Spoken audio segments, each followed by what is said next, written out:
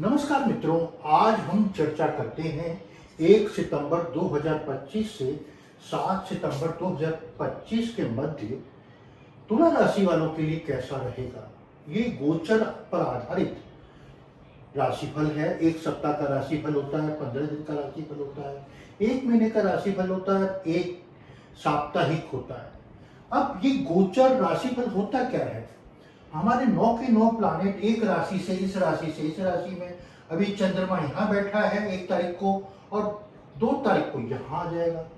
3 तारीख को नहीं, 2.25 दिन में चंद्रमा बदलता है और सबसे धीरे चलता है शनि, तो 2.5 साल में एक राशि से दूसरी राशि में जाता है। अब तुला राशि वालों की क्या विशेषता होती है?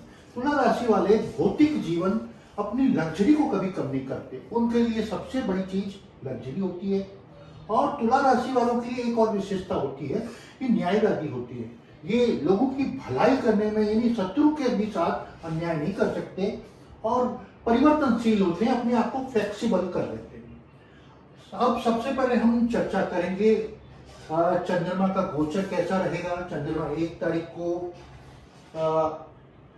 अपनी नीच राशि वृश्चिक राशि में रहेंगे और धनु राशि में आ जाएंगे 1 तारीख को ही 7:55 शाम को, और 3 तारीख को 29:21, यानी 3 तारीख की रात्रि को सवेरे 5:21 पे मकर राशि में चले जाएंगे और 6 तारीख को कुंभ राशि में 11:21 दोपहर में रहेंगे।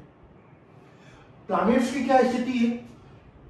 चंद्रमा दूसरी राशि पे तुला राशि से, 5वें भाव में राहु है, 6ठे भाव में शनि वक्री है और गुरु यहाँ 9th हाउस में और शुक्र 10th हाउस में और 11वां भाव इच्छा पूर्ति भाव पे सूर्य बुध केतु की युति मंगल 12वें भाव में बैठेंगे।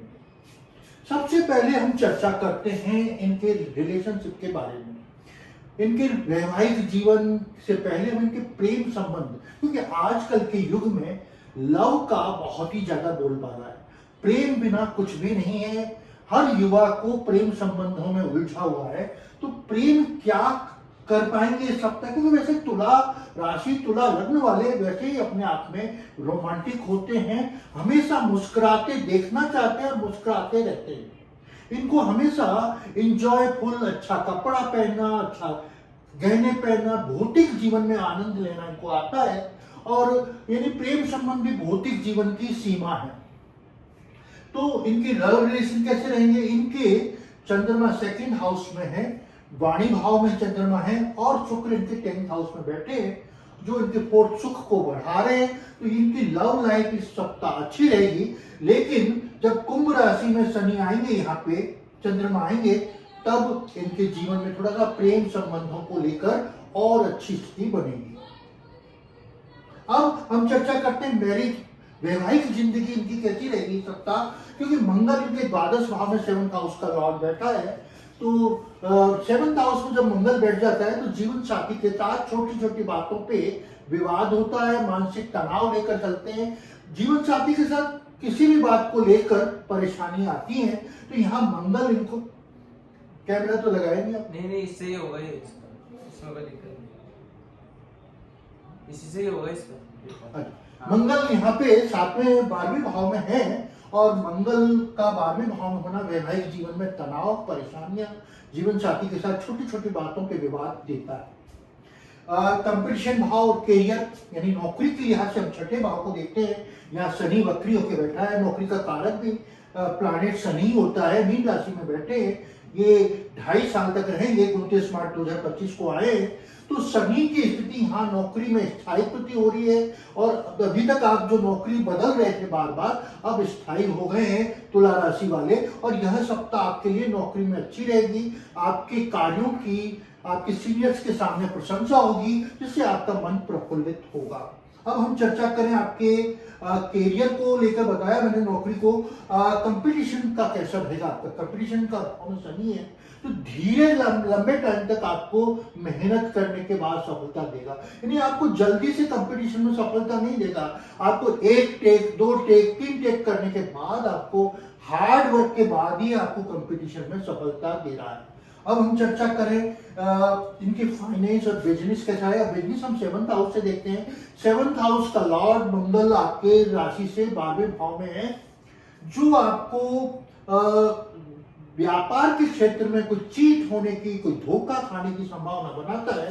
क्योंकि चंद्रमा भी अपनी नीच राशि में ही है, तो यह स्थिति आपकी 3 तारीख अच्छी नहीं है। 3 तारीख तक आप व्यापार में किसी प्रकार का धोखा या नुकसान पहुंच सकता है आपको।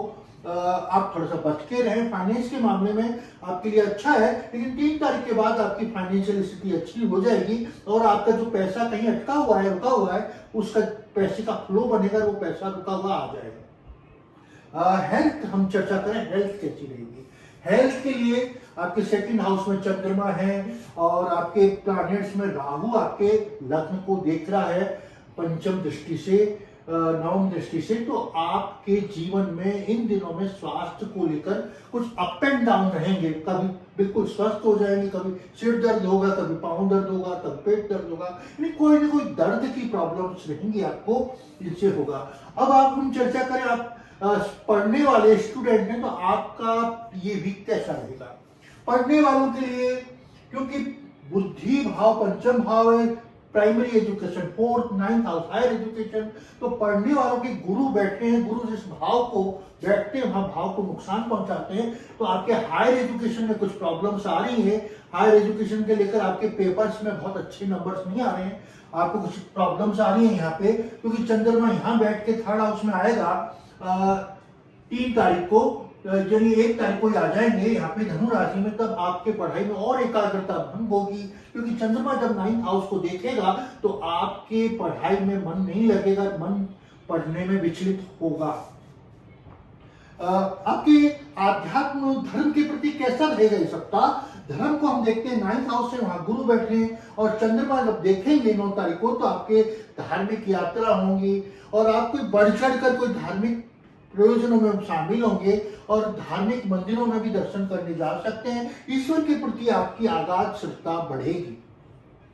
आपकी डिजायर्स यानी 11वां भाव कैसा रहेगा, क्योंकि हम कृष्ण मूर्ति पद्धति में जब हम नक्षत्र ज्योतिष पर आधारित ज्योतिष करते हैं तो 9th हाउस भाग्य भाव को नहीं देखकर इच्छा पूर्ति भाव 11वें भाव को देखते हैं, और 11वें भाव का राशि लॉर्ड से ज्यादा पावरफुल होता है नक्षत्र लॉर्ड, और नक्षत्र लॉर्ड से भी ज्यादा पावर होता है सब लॉर्ड उप नक्षत्र। तो यहाँ का जो उप नक्षत्र स्वामी है सूर्य का शुक्र है, जो आपको लग्जरी दे रहा है और आपकी डिजायर्स फुलफिल कर रहा है, या सूर्य बुद्ध का बुद्धा नीति होगा आपको बहुत अच्छा दे रहा है, और कुछ धार्मिक कृत्य करने और दया करने का भी आपको दिखा रहा है। 3 तरह की इच्छाएं आपकी पूर्ति करना दिखा रहा है और आपकी डिजायर्स पूरी होंगी। अब हम आपको बताएं आप ऐसा क्या करें जिससे यह सप्ताह आपके लिए बहुत अच्छा गुजरे। तो आपके लिए अच्छा गुजरे उसके लिए आपको करना है, तो शुक्र को ठीक करना है आपको। भगवान महालक्ष्मी अष्टलक्ष्मी का पूजा करनी है आपको। अष्टलक्ष्मी की पूजा करने में केवल पैसा ही नहीं, ऐश्वर्य सभी चीजें आपके जीवन में आए, और श्री सूक्त का पाठ करें और नियमित रूप से भगवान माता जी के भी दर्शन करें, तो जिससे आपको बहुत अच्छा होगा और आपकी यह सप्ताह अच्छा जाएगा। आपने अभी तक मेरे चैनल को सब्सक्राइब नहीं किया है तो प्लीज मेरे चैनल को सब्सक्राइब करें, लाइक करें, बेल आइकन को दबाएं। अगर आपने मेरे से कोई व्यक्तिगत संपर्क करना है या परामर्श चाहिए आपको, तो आप नीचे दिए गए नंबर पर संपर्क करके मेरे से व्यक्तिगत परामर्श भी प्राप्त कर सकते हैं। नमस्कार।